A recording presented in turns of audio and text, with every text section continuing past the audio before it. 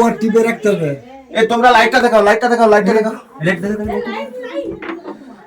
আলমারিতে উঠে পড়ে গেছে, দাঁড়াও।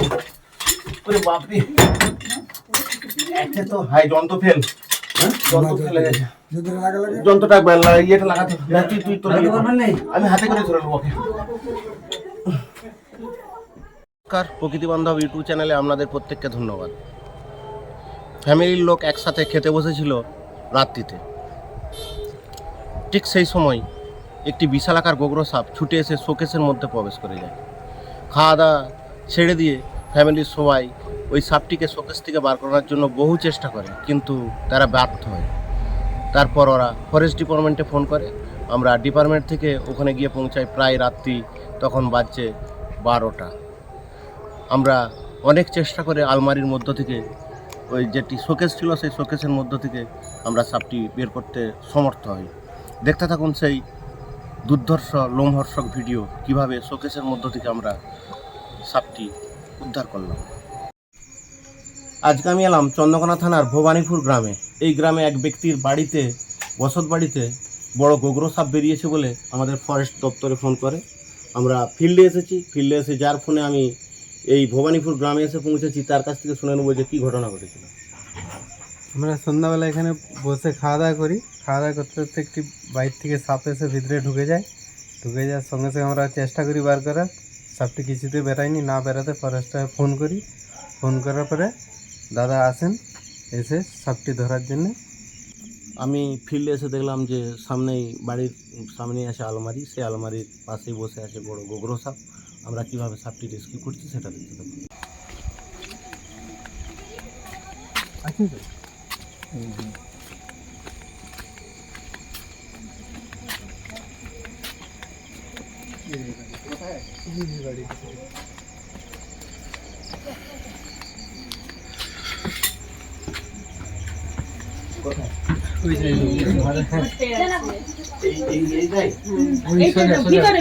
আরে কারো বলে দিয়েছো কেন?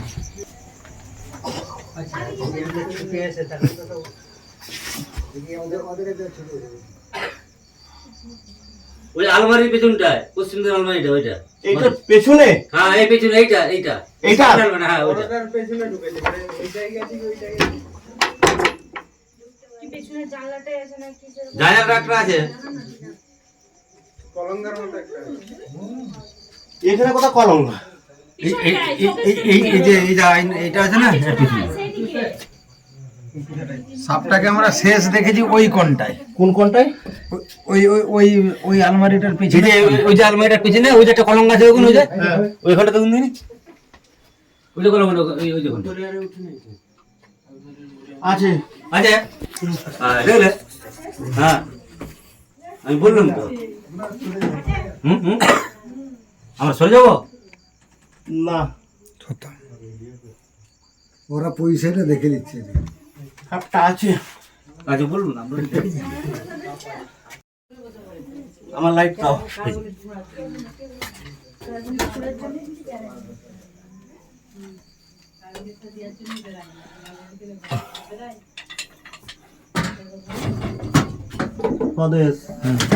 নেমে পড়ছে নিচে।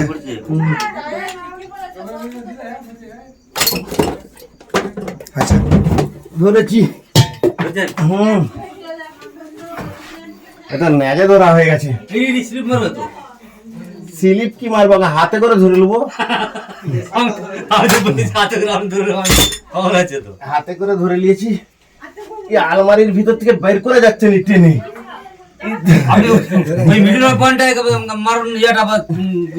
না না না, কোনো অন্য মানুষকে করবে না, তোমরা চুপ করো। ও টিপে রাখতে হবে। এই তোমরা লাইটটা দেখাও। আলমারিতে উঠে পড়ে গেছে, দাঁড়াও। ওরে বাপরে, একটা তো হাই যন্ত্র ফেল, যন্ত্র ফেলে গেছে। যন্ত্রটা ইয়েটা লাগাতে, তুই তো আমি হাতে করে ধরে নেবো ওকে। বাবারে, এই তো টানেও হয় আসেনি, এই হাতে কি চলে এসছে।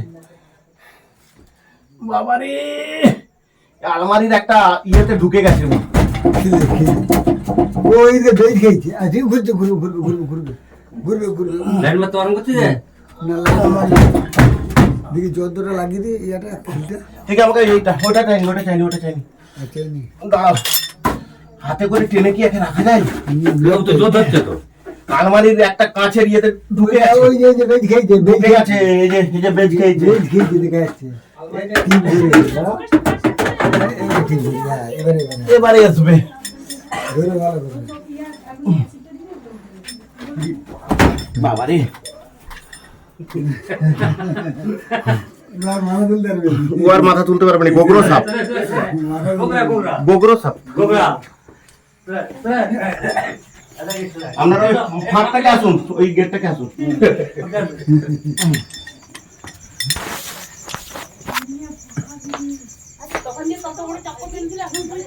অত বড় চক্রই আছে চক্র আছে ওদিকে যান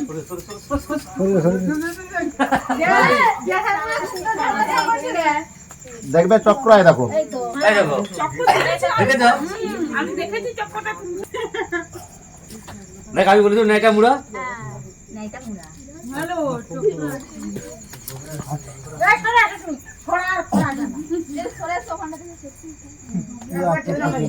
ওই কারবারে অ্যাসিড দিয়ে আছে তো আর গ্যাসটা এইটা ফাঁসে বসে ইয়া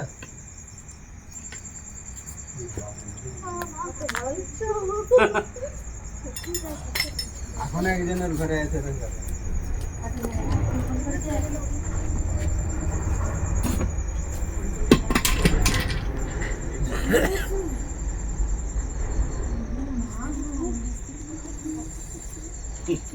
আপনারা শুনে রাখুন আমাদের অফিসিয়ালি কিছু সচেতনতা বার্তা রাজেশ্বরে যাবেন পশ্চিমবাংলায় যে 4টি ভয়ঙ্কর বিষধর সাপ আছে তার মধ্যে এটি একটি এটাকে বলা হয় গোখুরে স্পেকটাকেল কোবরা ইংলিশে বলা হয় স্পেকটাকেল কোবরা সায়েন্টিফিক নেম না যা সবসময় জেনে রাখবেন যে সাপে কাটলে 3টে জিনিস মনে রাখবেন। নাম্বার 1 100 মিনিটের মধ্যে নিয়ারেস্ট ব্লক স্বাস্থ্য কেন্দ্র। আমি এখান থেকে যে রেস্কিউ করছি এই গ্রামটির নাম কি ভবানীপুরের এখানে ব্লক স্বাস্থ্য কেন্দ্র ক্ষীরপাই। এসব কাটলে 100 মিনিটের মধ্যে যেতে হবে ক্ষীরপাই। সাপে কাটা রোগীর পার মিনিট পার সেকেন্ড খুব গুরুত্বপূর্ণ। যদি আপনাদের কাউকে যদি সাপে কাটে প্রথমেই বেটার হসপিটাল দেখলে হবে না, প্রথম ব্লক স্বাস্থ্য কেন্দ্রে গিয়ে ফার্স্ট এভিএস স্টার্ট করতে হবে। আর সাপে কাটলে দ্বিতীয়ত কখনোই ওই ক্ষতস্থানের এগিয়ে বাঁধন দেবেন না।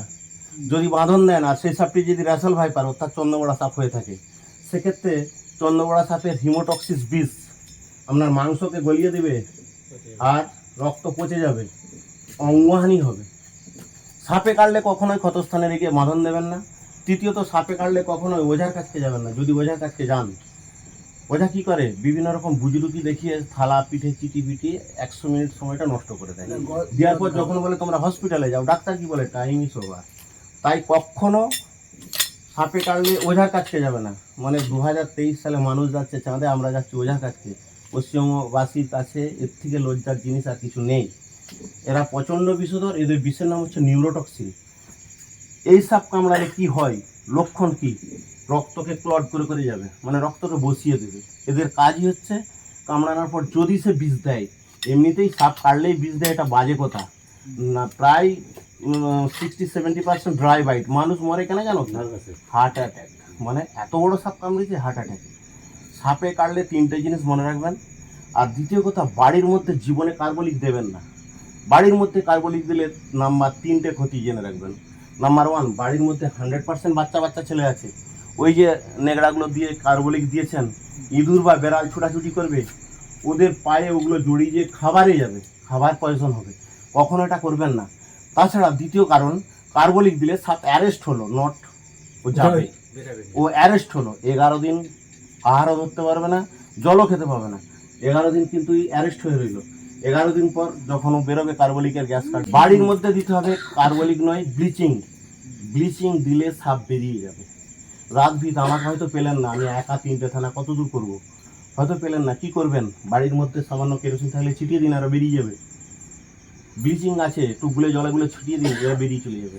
এরা নিরীহ, এরা মানুষকে কামড়ায় কখন? এরা নিজেরা ভয় পেয়ে। এদেরকে মারবেন না, এরা হচ্ছে একবারে নিরীহ জীব, আর এরাই পরিবেশের বাস্তুতন্ত্র রক্ষা করে। প্রত্যেকটা ফ্যামিলিতে যে দুরারোগ্য ব্যাধির যে কেমো ইঞ্জেকশন, ক্যান্সারের ইঞ্জেকশন এদের শরীর থেকে, তাই এদিকে বাঁচিয়ে রাখতে হবে। একটা থলে দিন।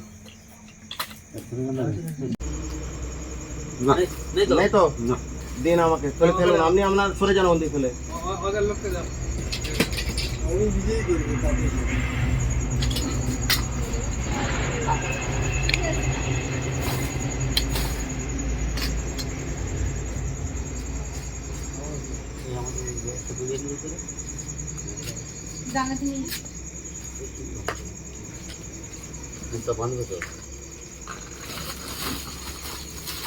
ওটা বাঁধন দিয়ে দেবো। আমি কি পরে বেরিয়ে যাবো?